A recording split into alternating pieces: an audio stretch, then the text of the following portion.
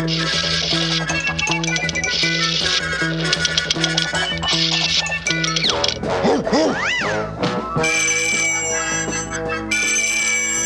high, private eye. It's a 409. Geronimo.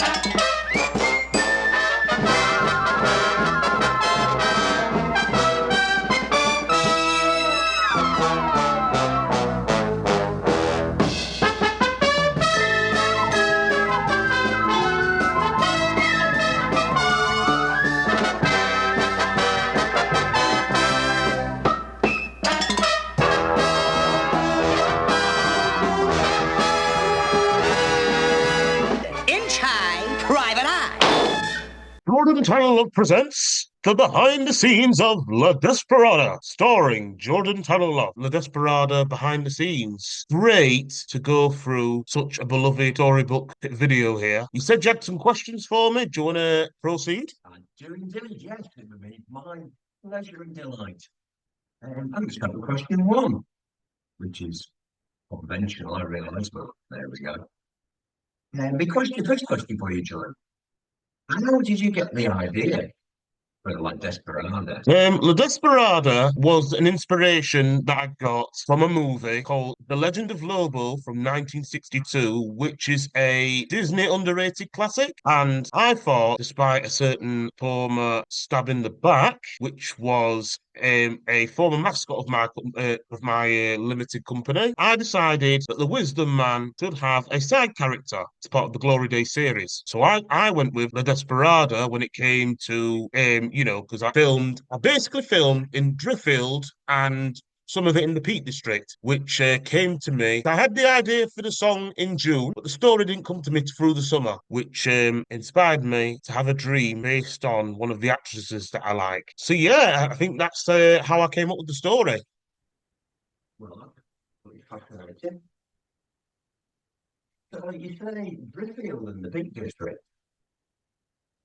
Well, when I was coming home from my mum's birthday and since I went through Driffield on my way from Scarborough for my birthday, it gave me an idea. Whilst I was listening to the song of The Legend of Lobo, I thought if I filmed in the countryside via photograph, I'd pretend that I was filming there when in reality I was filming on location at home. So that's why I took a few pictures on my way home from my mum's trip to Bridlington. I was daydreaming about a certain actress that I like so much. I've been a fan of her for years. Her name is Alana Eubank, and Ted was the most recent thing I'd actually seen her in a long time. I mean, Mrs. Bennet is my favorite character of the show, so yeah. So that's why on the way home I decided to take pictures of a farm in Driffield just before we landed on the M1 in Donny.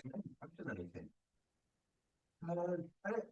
Is there something about Alana Eubank, a particular part of her personality, maybe, that you thought was especially appropriate for this role? Well, not only her nationality, but the way that she portrayed Mama Imelda in Coco and representing her ethnicity as part Latina, which I'm very moved with how her story went from Beatman's World to Naomi in Waiting to her role in Legally Blonde to Liz Allen in The Spectacular Spider-Man and her character of Skate Lad Hector from Timo Supremo, which is the first voice role I actually heard her in. I thought I'd mix both of her Timo Supremo characters and her portrayal of Liz Allen from The Spectacular Spider-Man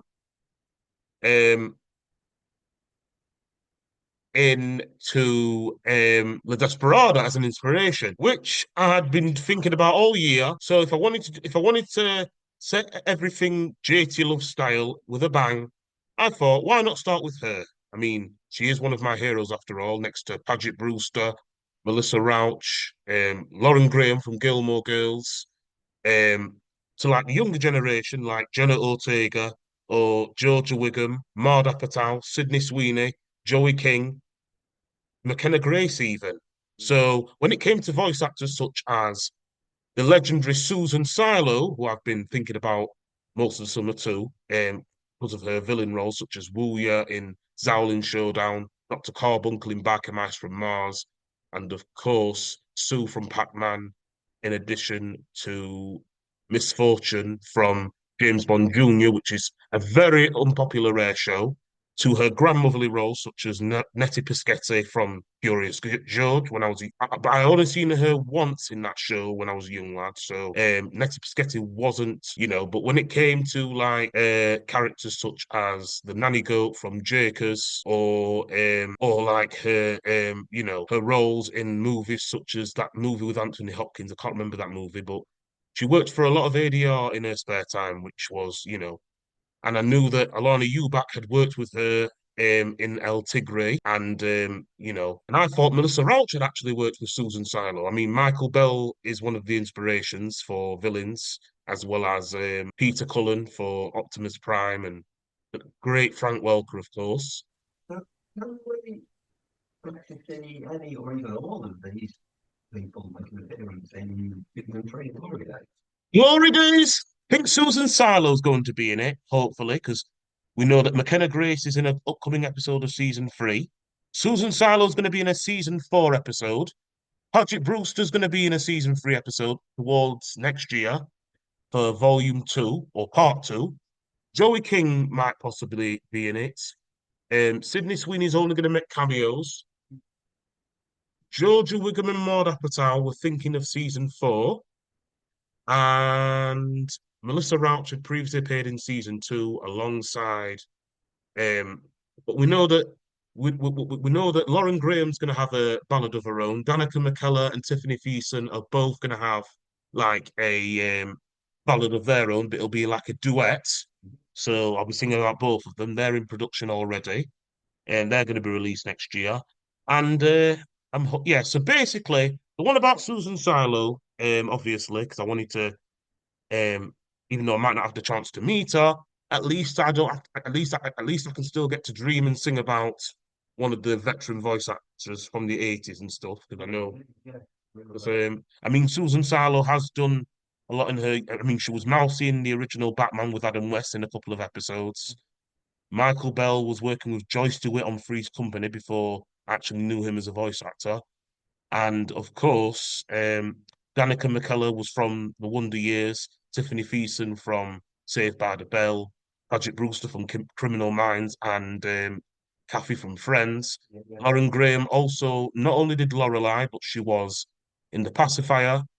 She was Sarah Braverman in Parenthood, which is kind of a universal version of Modern Family, even though I've only seen a few clips of that show, as well as Mrs. Lockwood, the late mother in First Cloudy movie, which is all included in the um, song of hers. I mean, take Phoebe Waller-Bridge herself. I mean, she not only has she got a cameo as one of the townspeople in La Desperada, but she's going to have a song of her own. So I'm kind of excited to show people on Instagram, on YouTube, even on Threads, even though I quit Twitter a few weeks ago. So We can look forward to a lot of homage and testimonials. yeah, well, that's the thing. That's the thing though, because I love pop culture. I mean, even though I'm not a gamer and I like to watch TV as well as read comics, I like to add a little bit of Easter eggs in everything in everything I do.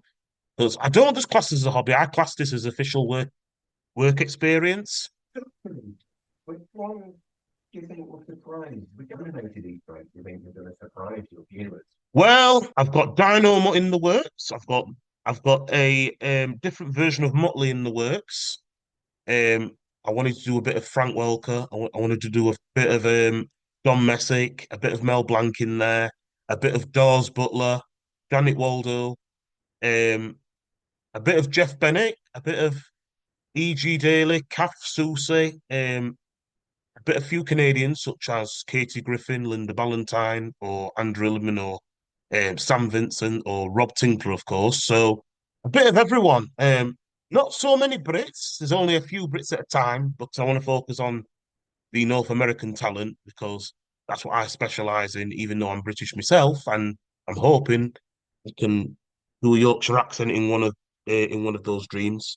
But You think this will come as surprises to your viewers, or you just have to wait and see. I mean, I'm hoping I'm not bothered about winning because I don't plan to work for long. I just want to have one dream where I can just recognize, just do an act of kindness without having to do privacy issues. Because thing is, if it wasn't for my childhood and me being forced to watch what my cousins watch, then I wouldn't have learnt pop culture all by myself, you see, because okay. I'm actually a nerd.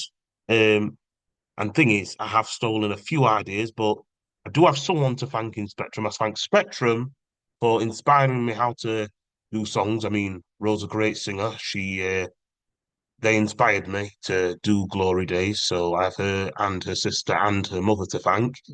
But Andy was a really great teacher. I'm sure gonna miss him, but yes, Spectrum's done a lot for me. I could not be happier, and the least I could do is thank them, which I hopefully will thank them with a song, hopefully. But yeah, season three. I mean, I've been green lighted for a fourth season for Glory Days, so I'm in the process of thinking about season four, what songs will be made out of that. I mean, for the season finale of season three, I'm thinking of adding one of the Melrose Place actresses, Courtney Thorne-Smith. We have Nicole Tom cameoing. We have Carla Gugino from Spy Kids, who appeared in Orion in the Dark and various others, which I haven't seen her in a while. I just didn't recognize her properly until now. And Nicole Tom from Beethoven, as well as Supergirl and the Nanny, of course. And finally Ricky Lindholm from Garfunkel and Oates, who's been in a few shows that I like. Yeah, Ricky. Well, I enjoyed it. Was this your first ever storybook video? Yes, I mean, I was supposed to do it last year for It's a Lucky Day, but I didn't want to invade anyone's privacy, so I actually decided on thinking of adding the Wisdom Man opening a present. So basically, the Wisdom Man is Jordan Tyler Love's current mascot, which I chose to replace a certain somebody.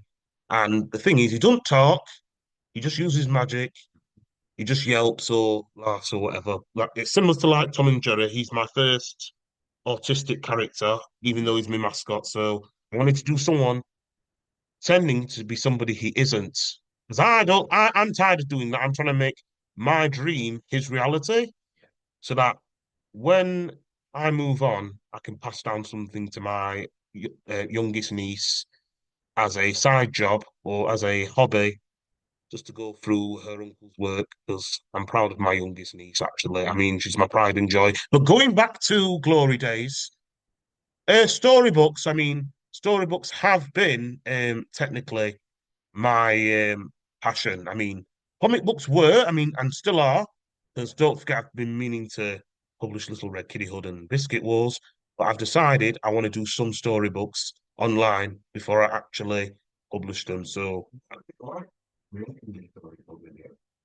oh, it's a dream come true. I mean, I wanted to draw someone based on someone who I actually know from this period, from when I was a young lad. So and I thought who would be better than Alana Eubank? I mean, she's my hero. Well, I'm hoping I base her daughter, her movie daughter or storybook daughter, on the famous Jenna Ortega from Beetlejuice, and Wednesday, which which makes a very valid argument because I've always wanted to draw her. She's one of my young idols. Because thing is, I do like young actors, especially over the age of 16. Well, you're young yourself, you know. Yeah, I mean, 27. I'm in my late 20s, but thing is, I have a lot to live for. I mean, there's a lot to go on, and I could do with having a little daydream now and then. But yeah, I mean, Ted Willie Woods, for example, I'm hoping to film in Dunworth next year. So like Bradfield. I'm hoping to film that in May, June time because it'll be like a sequel. It'll yeah, I'm hoping to base it on Savage Sam. I can't say anything more about that, I'm afraid. So, but other than that, yeah, everything should be all right. I mean, Do you think that it might be okay for my kids? well, I already have my vote. Again, I'm not all about winning the award. I just like to be nominated. I mean, I like to go because I like to see other people's work. I mean, I may be a hypocrite, but I know that winning is not everything. And thing is, bragging about it, it just makes me feel jealous. It's not good. I don't like bragging. And thing is, I need to work on my art a bit better. So yeah, I just want to just go for the fun of it. But This is a picture book. so hopefully, eventually, if I think I've got the file somewhere, I can always recreate the titles. I mean, I just might have to draw the backgrounds first because I don't want to be drawing them as as the real Driffield. It's actually set in you know across from the US Mexican border. So I wanted to make it as country civic as people would, because I know that some of these voice actors have only visited the UK at least once or twice, and some of them may have never visited the UK before. So that includes LA, Toronto, and Vancouver. But I choose not to change the subject. I prefer to do this sort of thing on my own because thing is, I'm not a gamer, but I do support people who play them. I just like to do things in my perspective. Yeah. So yeah. Alana, you look if you're out there, I hope to meet you someday. Thanks for making my childhood and young adulthood special this 2024. And for all of you wannabes out there, follow me at TLD Flyer Tyler 658 Ultimate. Thank you so much for having me. It's been a great time to be interviewed. I hope you enjoy my coming season of Glory Days. Stay tuned for Glory Days Season 3, November 8th, Part 1, January 2025, Part 2, and April 4th, 2025 for the fourth season. All right, then you take care now. Bye bye.